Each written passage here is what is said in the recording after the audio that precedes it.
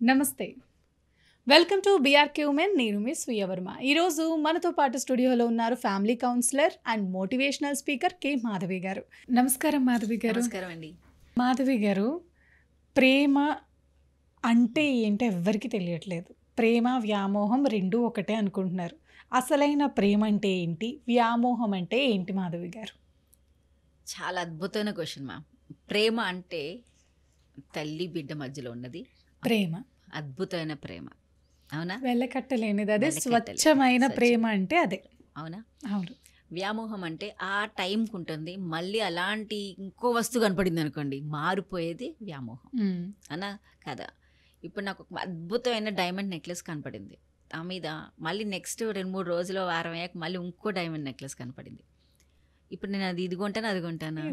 తర్వాత వచ్చింది కొంటారు. ఎందుకండి? అది దీనికన్నా బాగుంది కాబట్టి. బాగుంది కదా, అది వ్యామోహం. అంటే అక్క టైం స్పాన్ అంతే. ఆ టైం బాగా అట్రాక్టివ్గా అనిపించింది, అట్రాక్షన్ కానీ వచ్చేసింది. మాధవి గారు నేను ఒక విషయం చెప్తాను. ఈ చెప్పండి. విషయంలో సంథింగ్ ఏదైనా థింగ్ కానీ ఏదైనా పర్సనల్గా మనం పర్చేస్ చేసుకోవడానికి వెళ్ళేటప్పుడు మ్మ్. ఒకటి నచ్చిందంటే అదే తర్వాత మొత్తం షాప్ తిరిగినా నాకు అదే నచ్చుతుంది తప్ప వేరేది నచ్చదు. మ్మ్. అది బాగాలేదని ఎంతమంది చెప్పి నేను అదే కొనుక్కుంటాను. మ్మ్. దీనికన్నా అది బెటర్ నాకు కనిపించదు. అది నా వే ఆఫ్ థింకింగ్ అంటారా, లేకపోతే అంతరా అలాగా ఉంటారో నాకు తెలియదు. మీరు ఇప్పుడు అంటున్నారు కదా, డైమండ్ నెక్లెస్ దానికన్నా బెటర్ వస్తే నేను అదే తీసుకుంటాను. కానీ నేను కాదు, ముందు కనిపించిందే తీసుకుంటాను. ఇప్పుడు తీసుకుంటారు, ముందే తీసుకుంటారు, మళ్ళీ వస్తారు కదా. మళ్ళీ వచ్చినా కూడా ఇది కొనేసారు కదా ఆల్రెడీ, కొనేసాం, మళ్ళీ ఇంకోసారి కొనబుద్ధి అవుతుందా? కొనబుద్ధి అవ్వదు. ఉంది కదా. ఇప్పుడు ఒకసారి ఆల్రెడీ కొనేసారు, నా దగ్గర ఉంది కదా, ఆల్రెడీ ఉంది. ఇంకోటి కొత్త డిజైన్ వచ్చింది, మ్మ్. కొనాలనిపిస్తుందా లేదా మీకు? అనిపిస్తుంది. మళ్ళీ అది అంతే. వస్తువులు కదండి. వస్తువులైనా అదే అండి, ఆ వ్యామోహం అంటే అంతే. అది తల్లి ఎన్నిసార్లు ఒక బిడ్డ కనింది అనుకోండి, ఒక రిలేషన్షిప్లో వేరే వాళ్ళ పిల్లలు కూడా చూస్తుంది, కానీ అదే ప్రేమ ఉంటుందా? ఉండదు. ఉండదు. అంటే ఇక్కడున్న బాండ్ వేరే.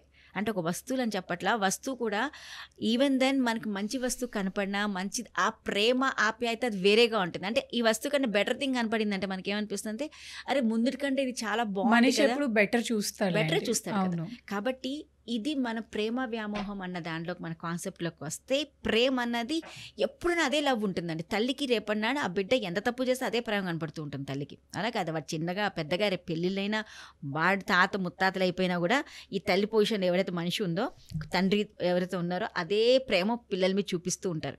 అవునా కదా? మీరు ఎంత పెద్దవాళ్ళైనా రేపన్నా మీ పిల్లలు కూడా పెళ్ళిళ్ళకి వచ్చేసినా మళ్ళీ మీ ఇంటికి వెళ్ళాక మీరు అన్నం తినకపోతే ఫస్ట్ క్వశ్చన్ మీ అమ్మ అదే అడుగుతుంది, డాడీ మమ్మీ అన్నం తిన్నావా అని.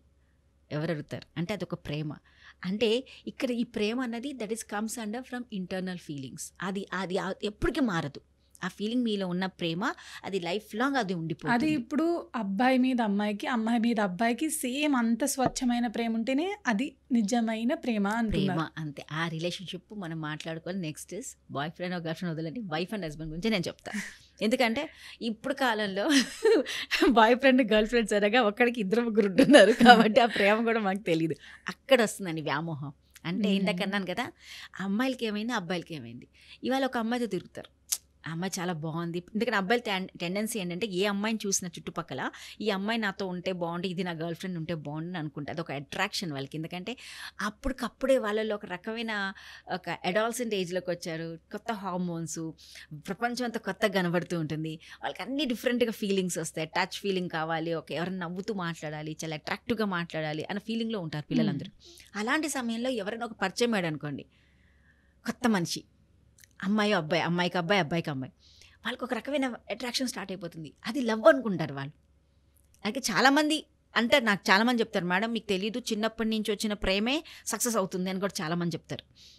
Maybe, but to be frank, ఆ టైంలో నీకు వచ్చేది ప్రేమ కాదు, కంపల్సరీ నీకు అట్రాక్షన్. బికాస్ అదే టైంలో నీకు అమ్మాయి బై ఛాన్స్ ఇంకొక అమ్మాయి కనపడింది అనుకో, ఒక వారం అయ్యాక, ఇందాక మనం డైమండ్ అన్నాం కదా, ఈ అమ్మాయి కన్నా ఇంకో అమ్మాయి చాలా అందంగా కనపడింది అనుకో, మళ్ళీ అబ్బాయి ఆ అమ్మాయితో కూడా ఊహించుకుంటాడు, అది అమ్మాయి నా గర్ల్ ఫ్రెండ్ అయితే బాగుంటుంది కదా అని. అంటే ఆలోచించండి, అది ప్రేమ వ్యామోహమా? వ్యామోహం. అవునా కాదని? That is the difference. అంటే మనకి ఎప్పుడైతే బెటర్ థింగ్ కనపడుతూ ఉంటుందో, ఇది వీళ్ళు వస్తే బాగుండు, వాడితో ఉంటే బాగుండు, వీడితో ఉంటే బాగుండు, అమ్మాయిలు అబ్బాయిలు అలాగే అనుకుంటూ ఉంటారు. ఈ మధ్య రిలేషన్షిప్స్ అలాగే తయారైనాయి.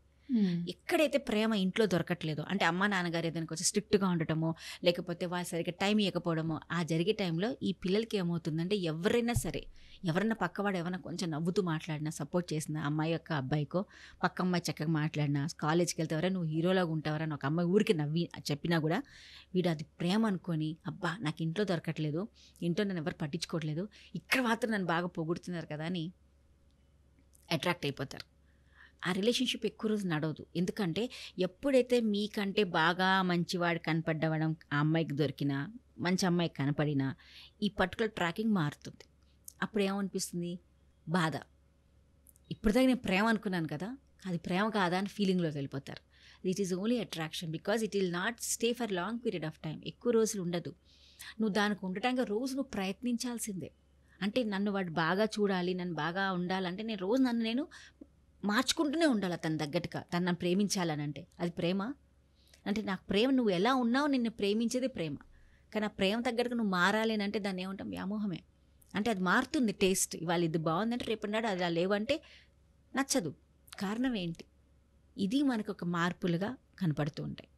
పిల్లలు చాలామందికి మీరు ఒక ఏజ్ చూసాక 13 years నుంచి 18 years మధ్యలో జరిగే లవ్ని అందరు లవ్ అంటారు. కాదు, that is called attraction or వ్యామోహం అనే మాట. ఎందుకంటే కొత్తతనం, కొత్త మనిషి, కొత్త వ్యక్తి, కొత్త మాటలు, కొత్త టచ్, అతను చూసే నవ్వులు, చూపులు, కళ్ళు, అవన్నీ చూసే వరకు ఏమనిపిస్తుంది అంటే అబ్బా ఇదే కదా నా జీవితం, నన్నే చూస్తున్నాడు, నాకు ఇతనంటే మంచివాళ్ళు లేరు, ఈమంత అందగతి లేదు, ఈమంత నాకు అర్థం చేసుకునే వాళ్ళు ఎవరు లేరు అన్న ఫీలింగ్లో వాళ్ళు అంటూ ఉంటారు. బికాస్ ఎట్ దట్ టైం వాళ్ళ మైండ్ అంత మెచ్యూర్డ్లో ఉండదు. న్యూ సొసైటీ, న్యూ పీపుల్, కొత్త ఫేస్లు అవన్నీ, కాబట్టి కొత్తగానే అనిపిస్తుంది వాళ్ళకి. అంతే కదా, కొత్త వస్తువు మనం తిన్నప్పుడు కొత్తగానే అనిపిస్తుంది ఆయన్ని, కాబట్టి వాళ్ళు కూడా అలాగే అనిపిస్తుంది. దాన్ని వాళ్ళు పర్మనెంట్గా అనుకుంటారు. అలాంటప్పుడు ఏమవుతుంది? వాళ్ళ లైఫ్ని వాళ్ళు స్పాయిల్ చేసుకుంటారు. They are not searching for the true love. According to actual psychology ప్రకారం ఆఫ్టర్ 25 years మీకు ఒక మెచ్యూరిటీ స్టేజ్కి వస్తుందంట మన బ్రెయిన్. అప్పుడు నువ్వు డిసిజన్ ప్రాపర్గా తీసుకుంటాం.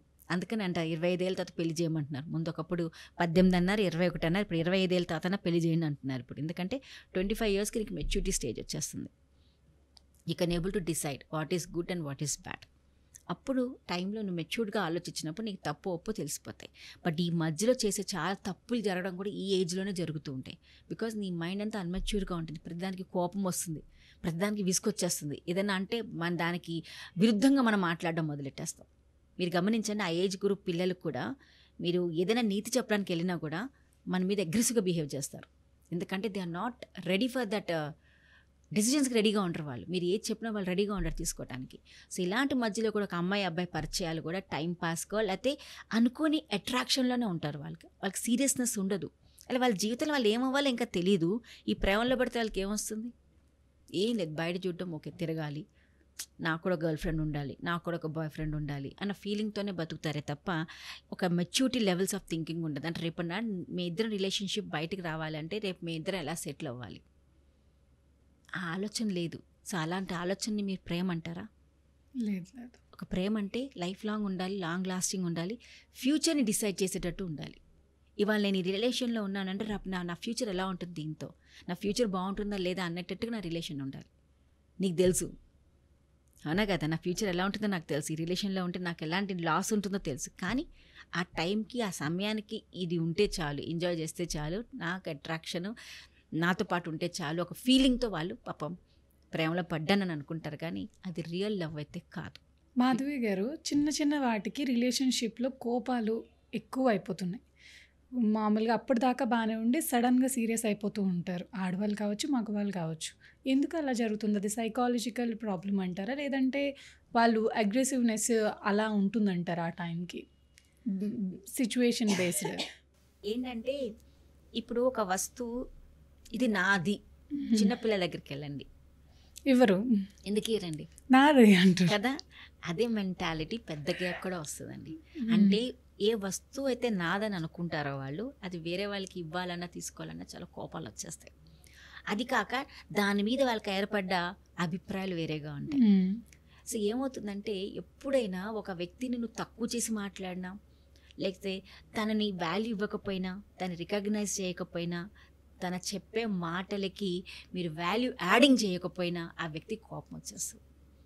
అది చాలా 100%. అది ఒకసారి మనం గమనిస్తే మనకే తెలుస్తుంది. అంటే మనకు ఎప్పుడైతే మనం ఒక మాట చెప్తాం, బట్ మన మాట పక్కన వాడు వినిపించుకోడు, వాల్యూ ఇవ్వడు. అలాప్పుడు ఏమవుతుందండి, మనకి న్యాచురల్లీ మనకి కోపం వస్తుంది. ఎందుకంటే that is the only way I can show my self అన్న ఫీలింగ్లో ఉంటారు. అది వాళ్ళ ప్రీవియస్ ఎక్స్పీరియన్సెస్ కూడా చాలా కౌంట్ అవుతాయి. చాలామంది అంటారు ఆడవాళ్ళు తొందరగా కోపం వచ్చేస్తుంది, అప్పటికప్పుడు నవ్వుతూ ఉంటారు, తొందరగా వాళ్ళకి కోపాలు వచ్చేస్తాయని అంటారు. దానికి కారణం ఏంటో తెలుసా? ఒకటే, ఎప్పుడు ఆడవాళ్ళు ప్రూవ్ చేసుకోవాల్సి వస్తుందండి. ఐఎమ్ దేర్, నేను ఉన్నాను ఇక్కడ, నన్ను కూడా గుర్తించండి అన్న మాట ప్రతిసారి చెప్పాల్సి వస్తుంది ఈ ఉన్న ప్రపంచంలో. ఎందుకంటే నేను చాలా ఎగ్జాంపుల్స్ చూసాను. ఇప్పుడు పిల్లలు పెంచుతారు, పిల్లలు పెంచిన వెంటనే అందరూ ఏమంటారు తెలుసా? మా వాడు బాగా సంపాదిస్తున్నాడు, అందుకని పిల్లలకి కావాల్సినవన్నీ వాడు చూసుకున్నాడు అంటారు. అరే, నీ కొడుకే కాదు కదా, నీ ఇంట్లో కోడలు, నీ అతని భార్య, మీ అమ్మ కూడా ఉందిరా బాబు, కష్టపడింది అంటే ఆడవాళ్ళని చాలా తక్కువ గుర్తిస్తారు. అలాంటప్పుడు ఒక ఆడవాళ్ళకి ఎంత బాధ అనిపిస్తుంది అంటే they wanted to raise themselves. అరే, నేను ఉన్న ఇంట్లో నేను కూడా రెస్పాన్సిబిలిటీ షేర్ చేస్తున్నాను చెప్పడానికి వాళ్ళు అంటారు. సో వాళ్ళ మూడ్ చేంజ్ అయిపోతుంటుంది. ఎక్కడైతే వాళ్ళని తక్కువ చేసి మాట్లాడుతున్నట్టుగా వాళ్ళకి అనిపిస్తుందో, వాళ్ళు చాలా తక్కువ ఫీల్ అవుతారో, వాళ్ళ వాల్యూ అక్కడ కనపడకపోతుందో, వాళ్ళ మాట వినే వాళ్ళు లేకపోయినప్పుడు కూడా ఆమెకి చాలా బాధ కలుగుతుంది లోపల నుంచి. నేను కూడా కష్టపడుతున్నాను కదా, నేను కూడా ఉన్నాను కదా, అంటే ప్రతిదాన్ని నన్నే అడ్జస్ట్ అవ్వమంటారేంటి, ప్రతిదాన్ని నన్నే యాక్సెప్ట్ చేయమంటారేంటి, వాళ్ళు లేరా, వాళ్ళు అడ్జస్ట్ కాలేరా అన్న ఫీలింగ్తో వాళ్ళు బయటకు వస్తారండి. అందుకని మీరు అబ్జర్వ్ చేయండి, ఆ ఏజ్లో అమ్మాయిలు ఏదైతే మన టీనేజ్ అమ్మాయిలు అప్పుడు కూడా వాళ్ళ మాట మనం సరిగ్గా వినకపోతే చాలా కోపం వస్తుంది. ఎందుకంటే నువ్వు అమ్మాయివి, నువ్వు అడ్జస్ట్, ఇవేంటూ వచ్చారు వాళ్ళు, అవునా కదా? నువ్వు చిన్నదానివి అడ్జస్ట్ అయిపో, నువ్వు పెద్దదానివి నువ్వు అడ్జస్ట్ అయిపో, నువ్వు ఆడపిల్లవి అడ్జస్ట్ అయిపో, ప్రతిసారి నువ్వు అడ్జస్ట్ అని చెప్పినాక ఎప్పుడు నేను మాట్లాడాలి అంటే ప్రతిసారి సిచ్యువేషన్ నేను అడ్జస్ట్ అవ్వాలా అన్న వాళ్ళు కూడా ఒక అభిప్రాయం వస్తుంది. కాబట్టి అలాంటి సమయంలో అమ్మాయిలేంటి వాళ్ళకు ఒక ఇన్ఫీరియారిటీ ఫీలింగ్ వచ్చినప్పుడు తన వాయిస్ వినకపోయడం వల్లనో ఇవన్నీ బయటకు వస్తాయి. కాబట్టి ఇఫ్ ద పర్సన్ అసలు మనం రెడీగా ఉండాలి వినటానికి, మనం మనకు టైమే లేదు కాబట్టి మనం వినం. కాబట్టి అలాంటప్పుడే ఇలాంటి వీరు ఇందాక అన్నట్టుగా ఒక్కసారిగా ఎందుకు కోపాలు వస్తాయి, ఎందుకంటే they think that voice is important. అంటే మనం గట్టిగా మాట్లాడామనుకుంటే వాళ్ళు వింటారు, గట్టిగా నా గురించి నేను చెప్తేనే వాళ్ళు వింటారు, అందుకని వాళ్ళకి కోపాలు వచ్చేస్తాయి. అండ్ నా మాట ఎందుకు వినరు వీళ్ళు, నేను కూడా ఒక మనిషినే కదా, నాది కూడా ఒక వాల్యూ ఉంది కదా, నేను కూడా మంచి పనే చెప్తాను కదా వాళ్ళకి, నేను కూడా వాళ్ళకి కావాల్సిందే చెప్తున్నాను కదా అన్న ఫీలింగ్లో ఉంటారు. కాబట్టి ఇది చాలా ఇంపార్టెంట్. ఇంకోసారి కూడా నేను చూసానండి, చాలా మన ఫ్యామిలీలో మనం మాట్లాడినప్పుడల్లా, పెద్దవాళ్ళు మాట్లాడినప్పుడల్లా, లేదా సొసైటీలో వాళ్ళ ఫ్రెండ్స్ మాట్లాడుతున్నప్పుడల్లా కొంతమందికి ఐడియాస్ ఇస్తారు, కానీ వాళ్ళ ఐడియాస్ పక్క వాళ్ళు చెప్పరు. అంటే ఈ ఐడియా వీళ్ళు చెప్పారు, వాళ్ళు చెప్పారని వాళ్ళు రికగ్నైజ్ చేయరు. అప్పుడు వాళ్ళకి ఎంత బాధ అనిపిస్తుంది అంటే, ఈ పాయింట్ నేనేగా చెప్పాను, అరే ఈ పని నేనేగా చెప్పాను, ఈ సజెషన్ నేనే ఇచ్చాను, ఈ అడ్వైస్ నేనే ఇచ్చాను కదా అన్న వాళ్ళు అది మిస్ చేసే వరకు ఏమవుతుందండి, వాళ్ళ కోపం వస్తుంది కదా, వాళ్ళు ఫీల్ అవుతారు కదా, వాళ్ళు ఒక మనుషులే, అప్పుడు వాళ్ళు రైజ్ చేస్తారు వాయిస్.